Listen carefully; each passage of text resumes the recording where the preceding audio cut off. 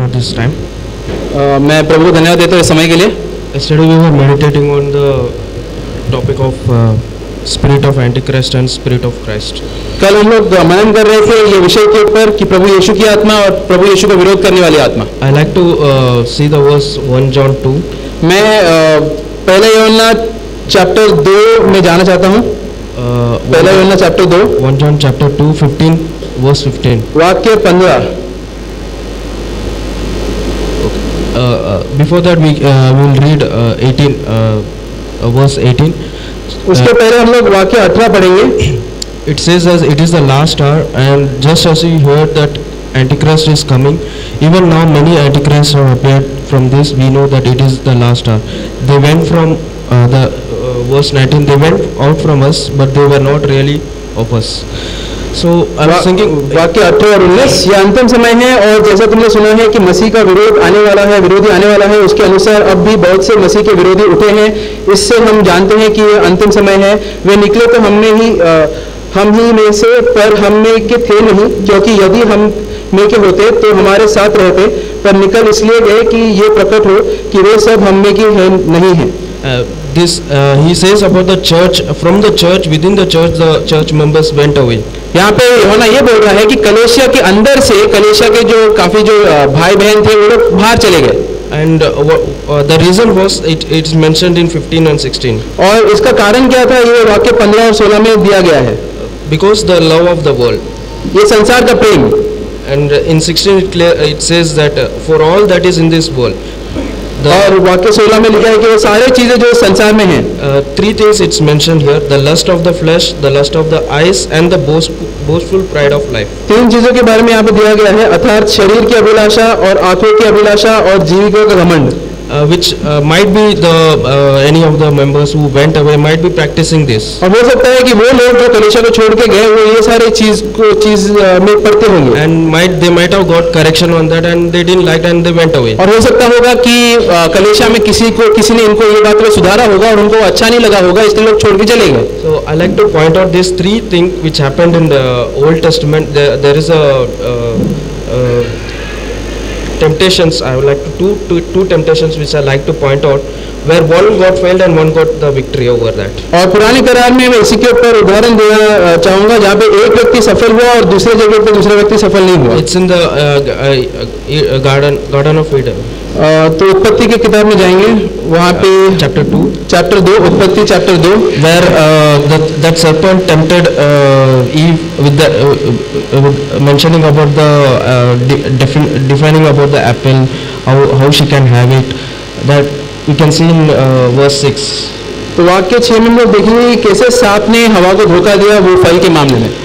And before that it's mentioning about the serpent, how it is like in verse chapter 3 verse 1, the serpent was more crafty than any beast of the field.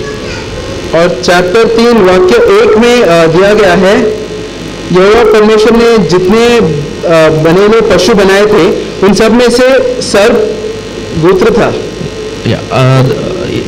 The serpent चालाक था. So here we can see that the serpent, how crafty means how intelligent that serpent may be, that devil may be. So he knows how to tempt evil and how to make her fall in sin. तो यहाँ पे हम लोग देखते हैं कि शैतान कितना चालाक और कितना होशियार है कि वो जानता है कि कैसे हवा को धोखा देना है और फंसाना है. And in verse 6 we say that we see all the 3 things which we read: lust of the flesh, lust of the eyes, and pride of life in verse 6. और हमने जो पहले वचन में पढ़ा था कि जीविका का घमंड, शरीर की अभिलाषाएं और आंखों की अभिलाषाएं के बारे में यहाँ पे वो लागू होता है. And it says that when the woman saw that the tree was good for food, that says about the appetite of the food. तो सारे तीनों चीजें ये वाक्य 6 में लागू होती हैं. और यहाँ पे हवा ने वो फल को देखा और वो फल बहुत ही स्वादिष्ट लग रहा था. इससे ये मालूम पड़ता है कि वो अपने भूख या पेट के बारे में सोच रही थी. And further it says that it was delight to the eyes, and the tree was desirable to make one wise. और आगे ऐसा लिखा है कि वहाँ पे जो पेड़ था और जो फल था बहुत ही सुंदर था आंखों के लिए. And the lust of the flesh which makes the desire to get it, the lust of the eyes which was very beautiful to have it, and the pride of life which makes that one wise. तो यहाँ पे हम लोग तीन चीज देखते हैं। एक है आंखों का हवस, कि वो आंखों ने वो फल को देखा कि वो बहुत ही सुंदर है। फिर अपने शरीर का अभिलाषाएं, कि वो शरीर चाहता था कि वो फल को खाए। और अंत में वो घमंड, जीविका का घमंड, जिसने the pride of life which makes the more than God's thinking. और वो जीविका का घमंड, जिससे हवा ने सोचा कि उसके पास परमेश्वर से भी ज्यादा ज्ञान है, कि वो उसके आगे उनके विरोध जा सकती है। Which God before itself said that do not eat that so that you will fall in sin. परमेश्वर ने पहले बोला था कि तुम ये मत खाओ, अगर तुम खाओगे तो फिर पाप में पड़ोगे। But she already fall into the serpent's hand and she fallen in sin and her eyes were open. लेकिन वो शैतान के जाल में फंस गई, पाप में गिर गई और उसके बाद उसकी आंखें खुल गई। And who won? The serpent won on that temptation. और फिर उस दिन वो लुभावनों के मामले में कौन जीता? शैतान जीता। The second temptation, I want to say about Jesus when he was fasting for 40 days. दूसरे एक जगह दिखाना चाहूंगा प्रभु यीशु के बारे में, जब वो उपवास कर रहे थे 40 दिन। Matthew chapter 4, we don't want to read all. मत्ती 4 1 to 11, where we see that he was in the forest and he was fasting for 40 days, and how that Satan was behind him to tempt him because he was so hungry and he could not have anything because he was fasting on that day. मत्ती 4 उसमें 1 से 11 में लोग देखते हैं कि कैसे प्रभु यीशु उपवास कर रहे थे 40 दिन, और वो 40 दिनों में उन्होंने कुछ खाया नहीं था, पिया नहीं था, और उस समय पर शैतान उनके पीछे पड़ा था और उनको लुभाने की कोशिश कर रहा था। There we can see again these three things: lust of the flesh, by he offered him bread but for his hunger, but God said I am not going to have it. और यहाँ पे भी हम लोग ये तीन चीजों को देखते हैं लागू होते हुए, कि यहाँ पर शैतान ने प्रभु यीशु को रोटी दिया उसके भूख के लिए, लेकिन प्रभु ने मना कर दिया। The lust of the eyes, where he says that the kingdom, all this kingdom I will give it to you, you bow down before me. फिर जो आंखों की जो अभिलाषाएं होती हैं, शैतान ने प्रभु यीशु को बोला कि दुनिया के सारे राज्यों को मैं तुझे दे दूंगा, लेकिन फिर भी प्रभु यीशु ने मना कर दिया। And the pride of life, where he said that you jump from here and God will take care and declare that you are the Messiah. और फिर जीविका का घमंड भी, जहाँ पर शैतान ने प्रभु यीशु को लुभाया कि तुम ये ऊंची स्थान से तुम नीचे कूद जाओ और परमेश्वर तुम्हें बचा लेगा। But the temptation was won by Jesus. लेकिन ये जो मामला था, यहाँ पर प्रभु यीशु विजेता थे। So how can we, when we are in temptation, how can we win this whenever there is any temptation, small, big, how can we win that? तो फिर हम लोग इसे क्या सीख सकते हैं? जब अलग अलग लुभावनाएं हमारे जीवन में आती हैं, बड़ी छोटी, तो हम लोग कैसे उस पर जय पा सकते हैं? We can read in Hebrews 4. इब्रानी 4 में हम लोग पढ़ेंगे।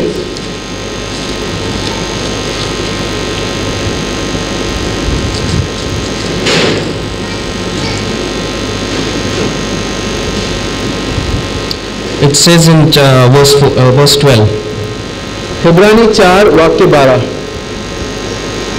For the word of God is living and active and sharper than any two-edged sword and piercing as far as the division of soul and spirit.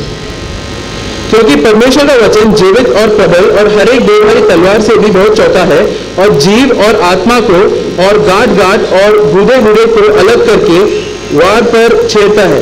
And able to, the latter part, and able to judge the thoughts and intention of the heart. और मन की भावनाओं और विचारों को जांचता है। Yes, by the word of God we can win any temptation. परमेश्वर के वचन के द्वारा हम लोग हर एक भावनाओं के ऊपर जय पा सकते हैं। This is how Jesus won the temptation. इसी तरीके से प्रभु यीशु स्वयं भी जीते।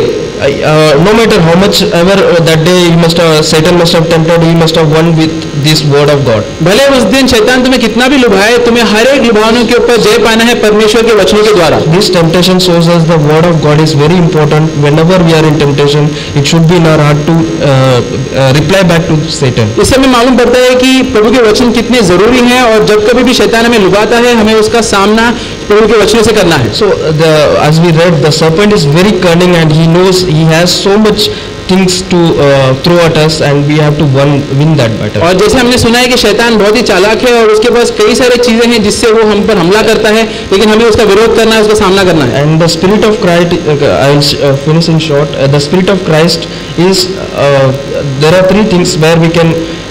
It's defined as looking upward and looking inward and looking outward. और प्रभु का जो आत्मा है उसमें तीन चीजें के बारे में हम लोग देखते हैं। एक है ऊपर देखना, एक है अंदर देखना, और एक है बाहर देखना। Upward is having a fellowship with God in full devotion, with having fellowship with Him. ऊपर देखने का मतलब ये है कि हम लोग परमेश्वर के पास, परमेश्वर के साथ या उनकी ओर पूरी भक्ति के साथ संगति करें। And inward is looking inside within us, cleansing our sins, judging ourselves, and declaring our sins to Him. और भीतर देखने का मतलब ये है कि मैं खुद के पाप को देखता हूँ, खुद के ऊपर न्याय करता हूँ और अपने पापों को उसकी ओर बोलता हूँ। Outward is helping others, like if any brothers or sisters, when they are in need, when they are in need of advice, when they are in need of anything regarding to financial or any advice where they are fallen in sin, we can help them. और बाहर देखने का मतलब ये है कि अगर मैं देखता हूँ कोई ज़रूरतमंद है, कोई भाई या बहन तकलीफ में है, भले पैसों के मामले हो या कोई भी मामले में अगर तकलीफ में है, तो मैं उनकी मदद करता हूँ, उनको प्रोत्साहन देता हूँ। Like a good Samaritan, we read in Luke 10:30. The good Samaritan, when he was passing by, everyone passing by, but that good Samaritan helped him, helped that person. जैसे हम लोग लूका में वो कहानी में देखते हैं कि जो अच्छा समरिया का नागरिक था, बाकी सभी लोग वो जरूरतमंद व्यक्ति को अनदेखा करके आगे बढ़ रहे थे, लेकिन ये समरिया के व्यक्ति ने उसकी मदद की। One last thing I want to show a verse in 1 John 4, where it says one more about spirit of Antichrist. और पहला यूहन्ना चैप्टर 4 पहला यूहन्ना चैप्टर 4 में जाएंगे। पहला यूहन्ना chapter 4, it says in verse 3. वाक्य 3 में लिखा है, And every spirit that does not confess Jesus is not from God. This is the spirit of Antichrist, of which you have heard that is it is coming and how it is now it is already in the world. और जो कोई आत्मा यीशु को नहीं मानती वो परमेश्वर की ओर से नहीं, और वही तो मसीह के विरोधी की आत्मा है, जिसकी चर्चा तुम सुन चुके हो कि वो आने वाला है और अब भी जगत में है। It says about the false prophecy, false prophets. यहाँ पे जो गलत या ढोंगी नबियों के बारे में लिखा गया है, where they preach in a different way apart from this Bible. जहाँ पे वो लोग प्रचार करते हैं लेकिन वो बाइबल के अनुसार प्रचार नहीं है। That is also a spirit of Antichrist. वो भी एक मसीह को विरोध करने वाली आत्मा है। And the spirit of Antichrist will come us if we are supporting and if we are believing that and spreading that word. और अगर हम लोग ये प्रचार में विश्वास करके फिर उसको फैलाएंगे तो हमारे अंदर भी ये मसीह को विरोध करने वाली आत्मा आ जाएगी। I thank God that God has revealed me this about both the spirit of Antichrist and Christ, and I believe that God will fill me with the spirit of Christ. और मैं धन्यवाद देता हूँ प्रभु को कि उसने मुझे ये अंतर सिखाया है, प्रभु की आत्मा और उसको विरोध करने वाले आत्मा में, और मैं प्रार्थना करता हूँ कि मुझ में उसकी सही आत्मा है।